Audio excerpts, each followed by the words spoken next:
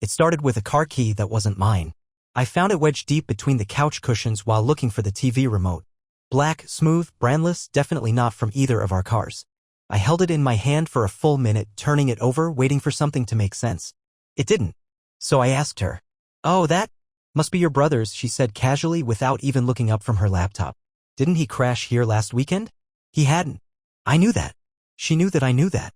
But she still said it like I was supposed to eat the lie, swallow it whole, and smile. The key was just the beginning. Later that week, I noticed one of our wine glasses was chipped. Just one. My favorite one, the one she gave me on our 3rd anniversary with a lame joke about how I was her finely aged idiot. I knew the chip wasn't there before. I knew because I handled that glass like it was made of spun sugar. When I asked about it, she shrugged. "You're always knocking things around. You probably did it and forgot." She was saying these things to me now, bold, unbothered, almost daring me to challenge her. She knew I wouldn't. At least, not then. That was her trick. She kept the fire just low enough that I'd question whether I was really feeling the heat. But something shifted the night of her friend's engagement party. She got ready in silence, except for the occasional glance at her phone, always smirking at the screen like it had a secret and she was in on the punchline. She wore a red dress I hadn't seen before. Not sexy. Powerful. Intentional. A statement. In the car, she asked me if I'd remembered to bring the gift. I had. She asked again 5 minutes later. That wasn't about the gift. That was about control. She needed me off balance. We arrived late. She greeted people too warmly, laughed too hard, squeezed arms and whispered things in ears. I stood by the drinks table holding a plastic flute of champagne and pretending to scroll through my phone. Then this moment I still replay at night like it's a scene from some play I never auditioned for. I was sitting at the table halfway through my drink when a man I'd never seen before walked up. Confident. Too confident. He wore a light gray suit and had a cut on his jaw like someone had once hit him for saying the wrong thing and he still hadn't learned. He leaned on the table, looked me straight in the face and said, "She'll be spending the night with me." The words didn't register at first. I blinked. Once. Twice. Then I looked over his shoulder and saw her watching. Not shocked. Not scared. Watching. Like this was a test. I stood up slowly. I wasn't loud. I didn't grab him. I didn't curse. I just looked him dead in the eyes and said, "You've got 30 seconds to disappear or I'll make sure you never feel anything down there again." His smirk faltered. She didn't move. Didn't speak. Just watched. And that's when I realized this wasn't some secret fling or careless mistake. This was something else. Something darker. She had planned this moment. She wanted this confrontation.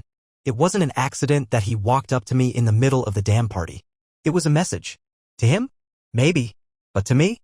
Absolutely. She came home at 4:37 a.m. No text. No call. No apology.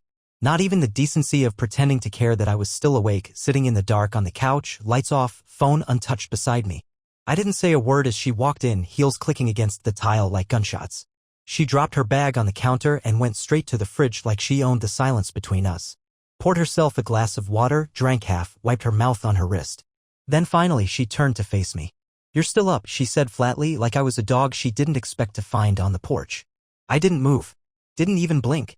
"I told you I'd be out late." No, she didn't. She told me nothing. She just vanished into the night with a man who thought he could walk up to me, spit in my face with his words, and strut off like this was his movie. And her? She let him. She wanted him to. She designed that whole thing like a stage play, him the lead, her the director, and me the idiot paying for tickets I never asked for. I asked one question. "Did you think I wouldn't do anything?"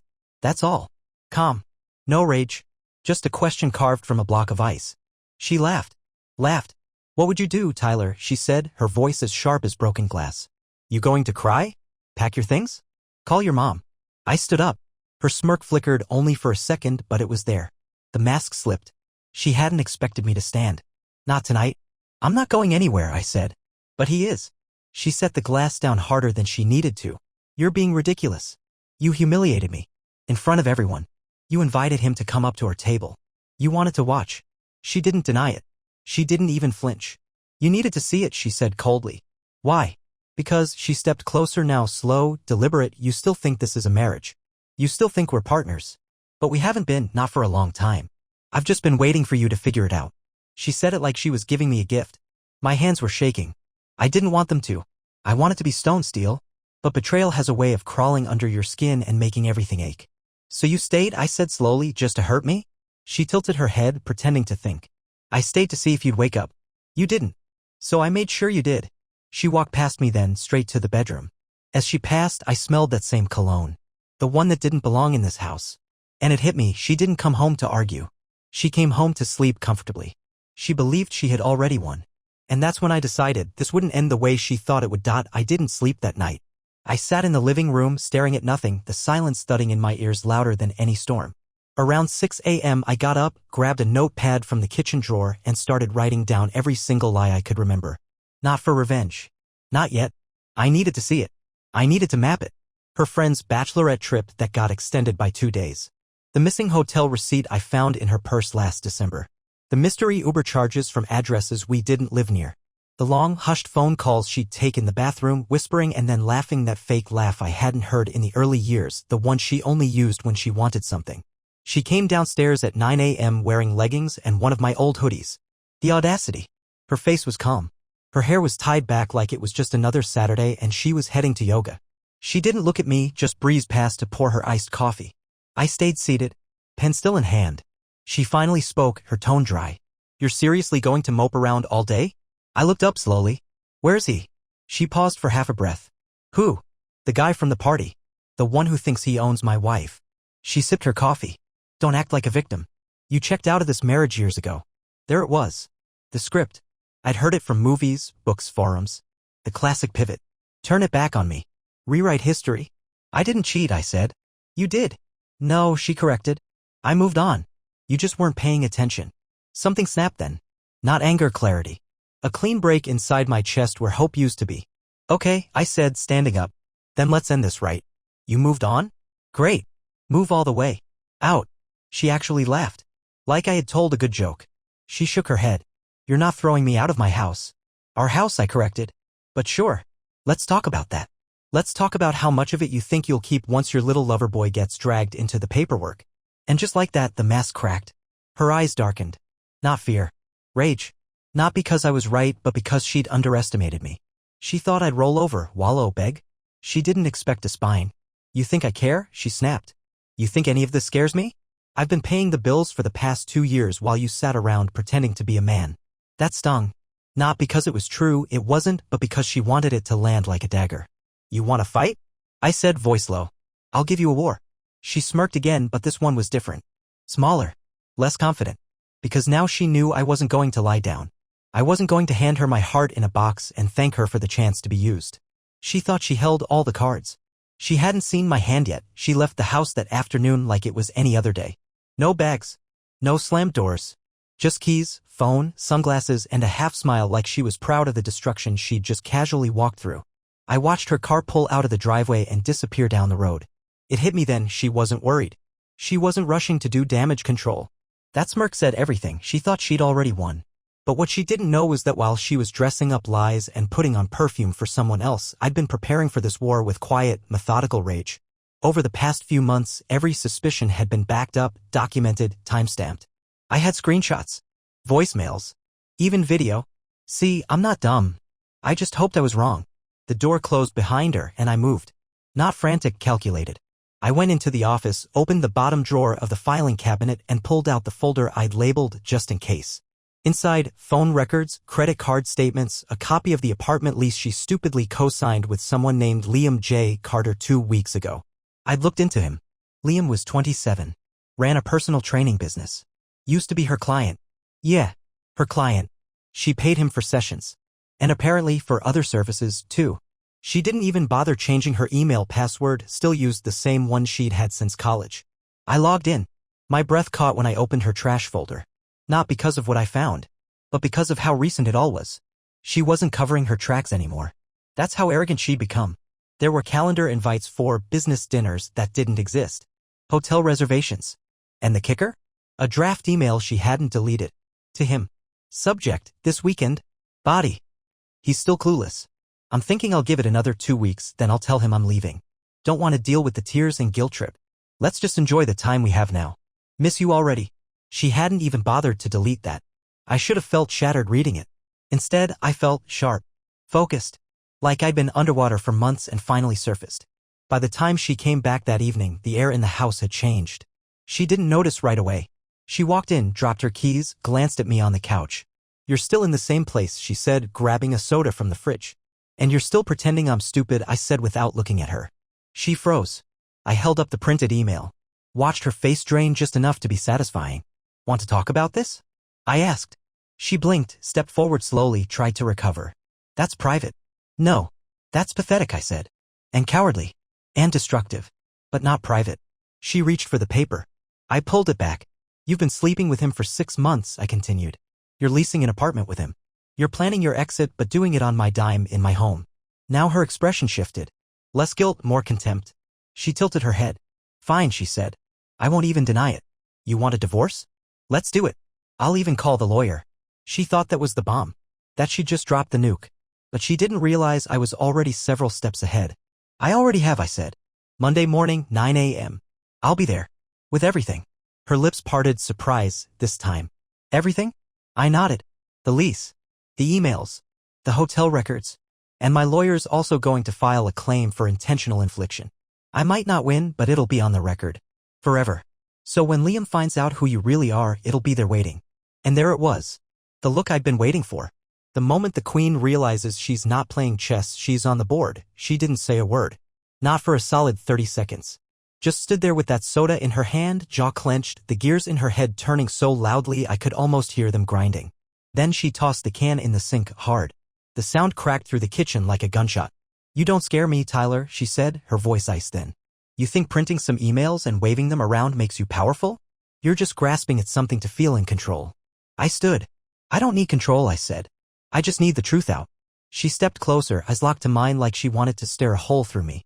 You're not going to smear me and walk away clean. Who said I wanted to walk away clean? I replied. That got her. She blinked. Once. Slowly. And then the shift happened, the one I hadn't seen before. She smiled. Not a warm smile. A tactical one. You know what? Do it, she said. Let's burn it all down. You, me, the house, the memories. I don't care. Because the second you start pulling at threads, you better pray none of yours come loose. She was bluffing. There were no threads on me. She dug already, I could see it in the way she spoke. She'd searched for leverage, for dirt, for something she could use. Found nothing. But she was betting on fear. That old instinct of mine to back down when the room got loud. Not this time. I'll see you Monday, I said, walking past her. But she wasn't done. Not by a mile. I'm not leaving the house, she called out behind me. You think you're going to kick me out and play the victim? No. I'll stay right here. I'll cook, I'll sleep in our bed, I'll walk the dog.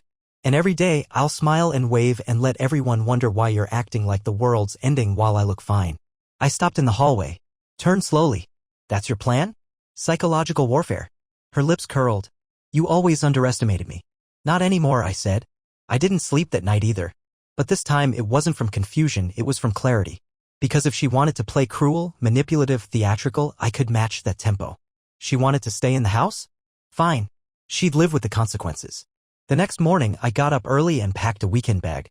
I booked a room at a quiet hotel 15 minutes away. Didn't say a word. Just left. No note. No explanation. Nothing. Let her feel what silence really tastes like. By noon, the text started. Where are you? Did you seriously run away? Oh my God, are you having a breakdown? You better not be doing something stupid. Grow up. I didn't answer. I went to the gym. I grabbed a burger. I stared out at the river like a man who was finally outside the cage. And in that space, that breath between the war and the rebuild, I realized something. She wasn't just trying to cheat her way out of a marriage. She was trying to destroy the version of me that let her get away with it. But that man? He was gone. The third night away, I got a message from someone I hadn't heard from in almost a year, Alyssa Monroe. Alyssa was one of Madison's oldest friends, the kind you only see at barbecues or weddings, the kind who smiles wide but watches everything like a hawk. We were never close, but she had this unspoken honesty to her. She didn't like fake people. And apparently, she no longer liked staying silent. The message just said, Hey, I probably shouldn't be reaching out, but I think you deserve to know some things. Call me if you're ready to hear it. I stared at the message for 5 full minutes before dialing. She picked up on the second ring. I shouldn't be doing this, she said first thing. But I can't watch her spin this story like you're the villain. It's disgusting. I didn't say anything. I just waited. She's been lying to you for longer than you think, Alyssa continued. Liam's not the first. Not even the second. Silence. There was a guy in Chicago. She told us he was just a conference connection, but she was flying out there once a month and staying extra nights. That was almost a year ago. Still silence. And the guy from New Orleans? That one actually was a client. Real estate investor. Big money. She was bragging to us about how she was paying him for dinners, trips, gifts. She even called it bonus income. Like it was a joke. My mouth was dry. I finally managed to ask, why are you telling me now? Because you were never the fool she said you were. You didn't deserve this. And I'm sick of watching her act like she's the hero of her own mess. That sentence stuck to my ribs. Before we hung up, she added one last thing. She's planning to flip the narrative, Tyler. She's telling people you were emotionally unstable, that you checked out, and that you pressured her into marriage. She's already setting the stage to paint herself as the one who had no choice but to step away. So that was the move. That was her next scene. By the time I checked out of the hotel and returned home, I knew what I had to do. She was in the kitchen, back to me, stirring something in a pot. She turned when she heard the door. You decided to come back, she said with a grin. Finally grew up? I walked past her, opened the hallway closet, and pulled out my briefcase. She frowned. What are you doing? I'm giving you your spotlight, I said. You clearly want a performance. You want drama. Let's give it to you. She followed me into the dining room where I laid out every piece of evidence I had, neat rows of paper, labeled folders, even audio from a conversation she had with Liam I'd recorded weeks ago when I'd planted a small device in her car. Back when I still had hope and fear and denial tangled together. She stared at the table, unmoving. This is illegal, she stammered. No, I said calmly. What you've done is immoral. This is just the truth in hard copy. For the first time, her voice shook. You think anyone will believe your version? I smiled, but not kindly. I don't need them to believe anything. I just need you to know I'm not backing down. You don't get to walk away from the wreckage like you didn't help light the match. You don't get to smear me in whispers and half-truths while smiling at brunch. You don't know who you're messing with, she hissed. I do now, I said. You're a show with no soul. And I'm pulling the curtain. She tried to laugh again, but it didn't reach her eyes. This time it was hollow. Thin. Almost desperate. She didn't know what to do when someone refused to play their part in her drama. That was the moment I realized I'd already won something greater than revenge. Freedom, she started retaliating the next day. Not with lawyers, not with logic, but with whispers. Strategic little leaks to mutual friends sprinkled across social media like breadcrumbs for sympathy. She posted a photo of our backyard with some vague caption about starting over with strength and grace, and within an hour I got 3 messages from people we hadn't talked to in months asking if I was okay. Then came the accidental group text where she dropped in a heavily edited version of our relationship breakdown to her friends and forgot to remove me from the list. I really did try, but Tyler just became someone else. Cold, controlling, distant. I wish he could have been the man I married forever. But sometimes you have to choose yourself. That word, controlling. She was trying to draw blood now. Rewrite me as the villain. Reframe her betrayal as bravery. But I was already ahead. I called 3 of our closest friends. Real ones. Not her brunch circle or gym buddies, but the people who had been in the trenches with us. I didn't ask them to take sides. I just told them everything. Calm. Unfiltered. I even offered to show them proof if they wanted it. 2 said they didn't need to see a thing. They'd always felt something off. One of them, Jeff, actually said, man, I thought I was crazy for noticing how she talked to you. Like she was daring you to object. The third one, Monica, asked for the receipts. I showed her. She said, holy hell, and that was the end of that. Within days, the energy shifted. Her social circle wasn't circling quite as tightly anymore. One by one, the cracks appeared. A couple people stopped liking her posts. A few dropped out of her comment sections. And then, the biggest blow, Alyssa, the friend who'd called me publicly, unfollowed her. In Madison's world, that was an air raid siren. That night, she lost it. I came home from a late dinner with Jeff to find the living room completely trashed. A framed photo of us lay cracked on the floor. She was standing over it, barefoot, wine glass in hand, her eyes burning. You couldn't just let it go, could you? She spat. No, I said. I couldn't let you burn the house down and still call yourself the victim. She threw the wine glass. It shattered against the wall behind me. You ruined me, she whispered. No, I replied. You did that yourself. I just turned on the lights. Then silence. A different kind of silence than before. Not the tension before a fight. This one felt final. Like something old and ugly had just finished its last breath. I went upstairs. Closed the door. Called my lawyer and told him I wanted to push forward immediately. The next morning I changed the locks. She wasn't in the house when I did it. She had stormed off sometime around 2 a.m. Keys still with her, barefoot, muttering things into her phone I didn't bother to decode.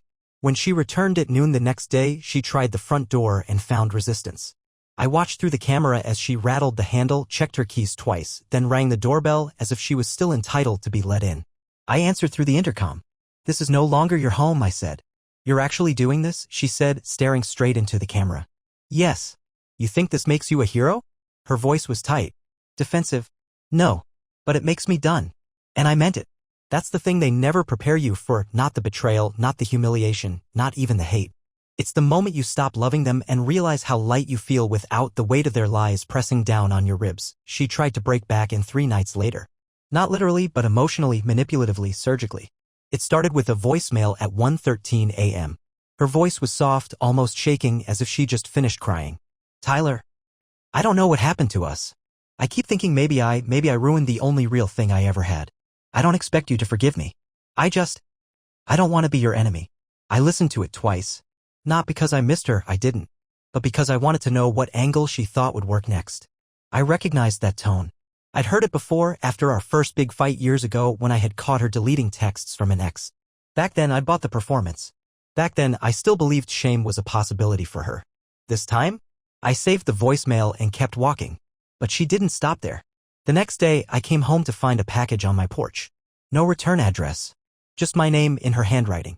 Inside was a photo album I hadn't seen in years, full of old Polaroids, ticket stubs, scribbled notes from our early days. And right in the middle, a card. Maybe we broke something beautiful. But I still remember how we built it. That part almost got me. Almost. But then I remembered the hotel receipts. The deleted messages. The smirk at the party. The man in the gray suit calling his claim in front of a full room. She'll be spending the night with me. And her silence. Her silence.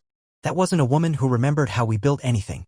That was a woman who thought she could burn down the house and still get credit for the architecture. I boxed the album back up. Drove it to the river. Watched it sink like it was taking a ghost with it. She showed up at my office the next day. Walked past reception like she still had the right. My assistant tried to stop her, but Madison had a smile sharp enough to part water. She knocked once and stepped in like we were still married. You don't answer my calls, she said, sitting down like this was a casual catch-up. I have nothing to say to you, I said, not looking up from my screen. She let the silence drag. Then she leaned forward and said, you think this makes you strong, but it just makes you bitter. I'd rather be bitter than blind. She smiled like she'd expected that. Fine. Let's cut through the drama then. You want me gone? I want a clean exit. Let's do it my way, quietly. No lawyers tearing into each other, no court battles. I'll take what's mine. You take what's yours. No fuss. I laughed for the first time in weeks. I actually laughed. Quietly. I said, you want to end quietly? After humiliating me in front of friends, gaslighting me for months, and then trying to turn me into the villain. She didn't blink. You're not built for war, Tyler. That's when I stood. Stepped around my desk. Got inches from her face. You're right, I said. I'm not built for war. I was built for peace. For loyalty. For love. But you dragged me into war, and now you're upset that I started fighting back. She looked away. Just briefly. But that was all I needed. You want a clean break? I continued. Then sign the papers. And disappear. You don't get to rewrite this. You don't get to be the misunderstood martyr. She stood, face tight, but her voice was still sugar and ice. You'll regret making me your enemy. I opened the door for her. No, I said. I regret thinking you were ever anything else. She left without another word. The war she tried to start? She was already losing. Not because I had more weapons. Because I had nothing left to lose and she had everything to hide. She disappeared for 10 days. Total radio silence. No texts, no emails, no passive-aggressive messages through mutual friends. Nothing. The kind of silence that doesn't mean surrender, it means strategy. And I knew it. Madison didn't retreat unless she was reloading. So I waited. I kept moving. Finalized the paperwork with my lawyer. Started preemptive steps to divide assets. Changed every password, locked down financials, even set up a consultation with a PR consultant, not because I'm famous, but because Madison lives on image, and I knew she'd try to torch mine if it meant saving hers. And right on cue, she reappeared, not through me. Through my mother. My phone rang on a Tuesday night. Mom. I could tell from the first word that she wasn't just calling to chat. She came to the house, she said, no greeting. Today. I sat down. She said she wanted to talk. Said she was worried about you. Said you were isolating, not handling the split well, and that she just wanted to check in. I let the silence stretch. My mom filled it like mothers do.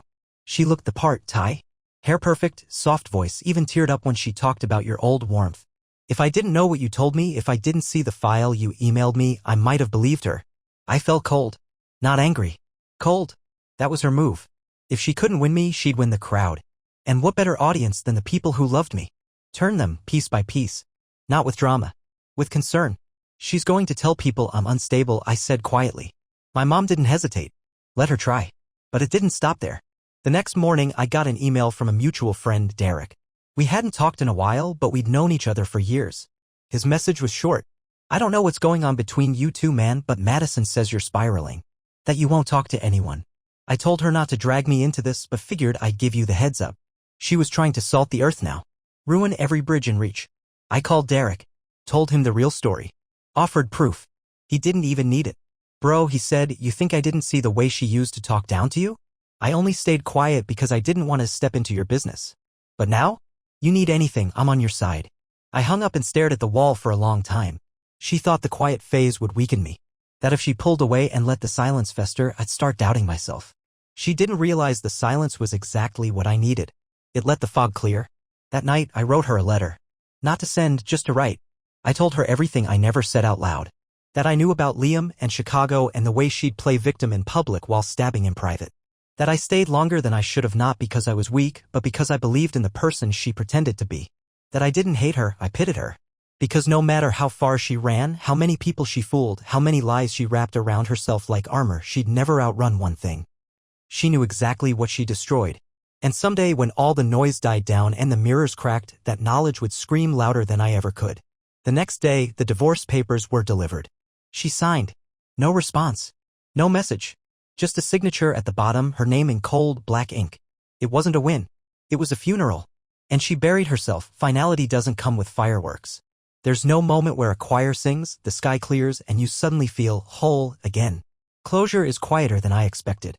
It comes in pieces, like when you stop checking your phone every hour, or when you delete a contact without hesitating. When you walk past a restaurant and feel nothing instead of that dull sting behind your ribs. That's how it came for me. A week after the papers were finalized, I got the last message I would ever get from her. I hope someday you remember the good. I never stopped loving you, even if I stopped loving us. I didn't reply. Not because I didn't have words, I had plenty, but because I finally understood what silence was for. It wasn't about punishment or control. It was peace. I didn't need to correct her version of the past. I didn't need to feed her ego by telling her she was wrong, or worse, that she was right about any of it. She was a storm I had survived. Not a chapter. A whole book. And I closed it. I moved out of that house within a month. Didn't sell it, let her keep it. I didn't want a square inch of space we had breathed in together. I left the keys with the lawyer, didn't even box up most of my stuff. Started over in a small loft across town. Smaller space. Bigger windows. Nothing in it reminded me of her. One night, I ran into Liam. I was at a coffee shop, laptop open, headphones in. He came in with another woman, younger, wide-eyed, laughing at everything he said like it was genius. I watched them for exactly 3 seconds. He didn't recognize me. Or maybe he did, and he just didn't want the confrontation. Either way, it didn't matter. He was her future. He could have it. I no longer felt the need to warn him. I used to imagine telling him everything, how she planned things, how she tested people, how she could manipulate a room with a tilt of her voice. But that's the thing about people like her, they never stay hidden. Eventually, she'd do to him what she did to me. Maybe not today. Maybe not for years. But it would happen. That's the legacy she built for herself, and she'd have to live in it. And me? I learned. I learned that love is not a justification for self-erasure. That loyalty to the wrong person is a slow suicide of the soul. I learned that manipulation doesn't always scream, sometimes it whispers. And that the most dangerous people are the ones who hurt you and still ask to be hugged afterward. I'm not broken. I'm not bitter. I'm rebuilt.